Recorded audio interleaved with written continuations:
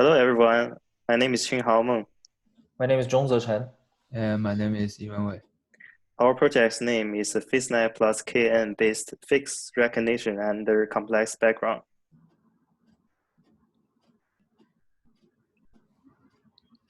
Our dataset is a CelebA dataset. The source is from the Multimedia Laboratory of the Chinese University of Hong Kong. The total number of images is 202,000, and there are overall 10,000 celebrities around. The spatial image size is 218 plus 178, and there are 40 binary attributes or notations per images.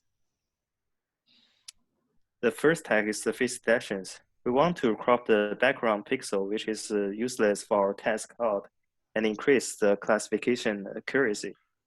We can also speed up the training by reducing the dimension of the images. The idea is using the HAAR cascade filtering. This filtering is trained using a large number of training data set with the AdaBoost algorithm. And the implication is using OpenCV, and we use the hair cascade front face to detect the front faces for each images. But this classifier actually cannot detect the side faces.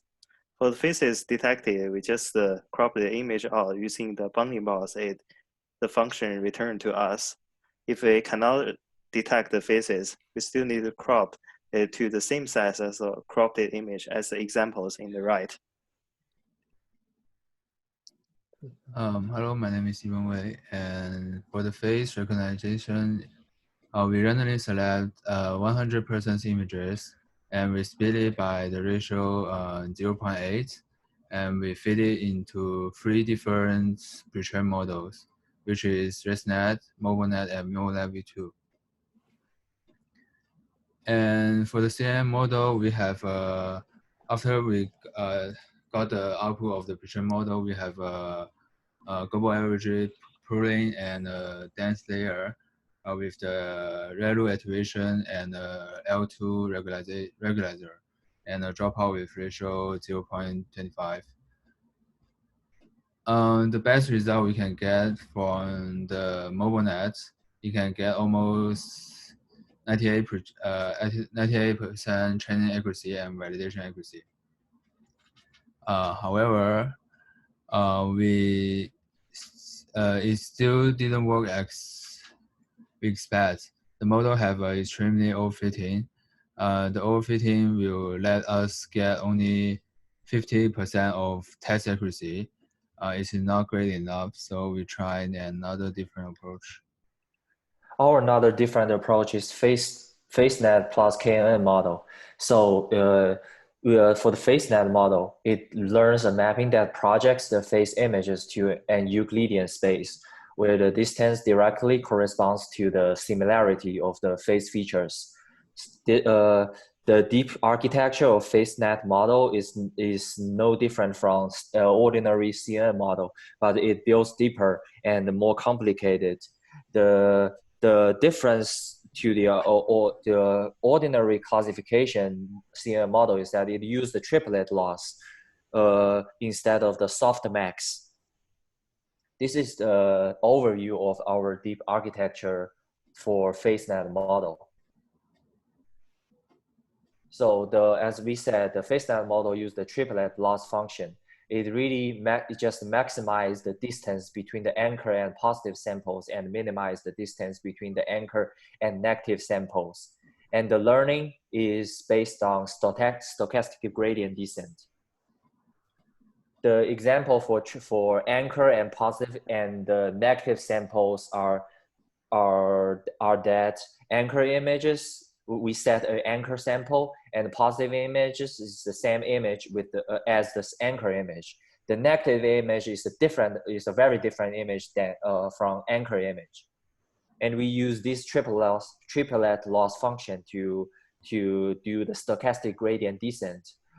We calculate the difference between anchor image, positive image, and try to minimize their difference as much as possible. And we try to maximize the difference between the anchor image and the negative image. And the function the f function is a mapping function that maps our image to the Euclidean space. The alpha helps us to maximize and stretching the difference between the anchor image and positive these two difference. And then we will use the KNN algorithm to do our prediction. The KNN algorithm is first step in KNN algorithm, we use the PCA to categorize our images into different categories. And then when our predicting image as these black dots enter the data space, we will calculate its distance to Euclidean distance between him to every other categories. When we find the shortest distance, then we will say the input sample, the predicting image belongs to that sample. In this case, we can see this predicted black sample belongs to green group, which means this is a green image. And in order to update our K to find the best K for our K nearest neighbor, we use the K-fold cross-validation. K-fold cross-validation is that we set a folding number. In this case, we set 10. So we will use one verification set and 9 training set, and we'll iterate it for many times. In this case, we'll have iterated 10 times, and we will take the average of these 10 the cross validation of these 10 times. And with this average will represent the K-fold cross validation accuracy. And here is our result.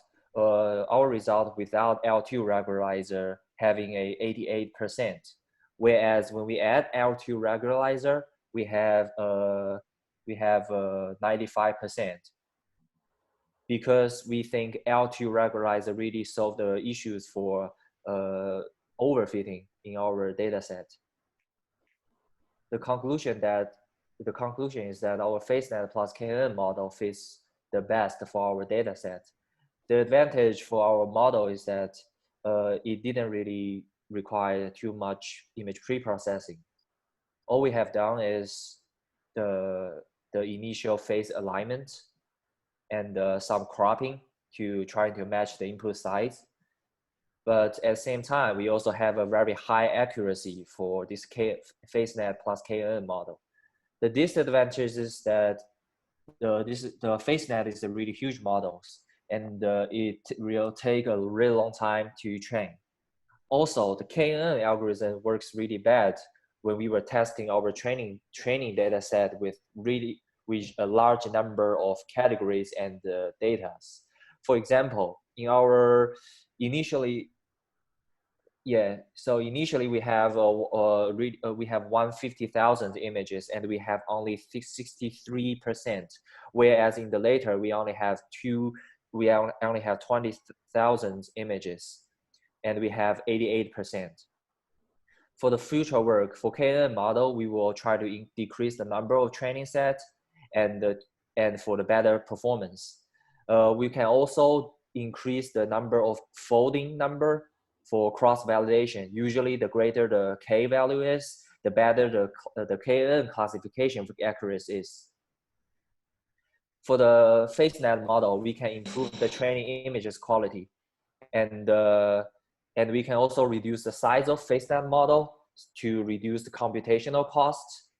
And we can also analyze the round test case to improve the future accuracy under the real life scenarios. And here's our project. Thank you very much. And thanks for the Amazon education for the AWS support.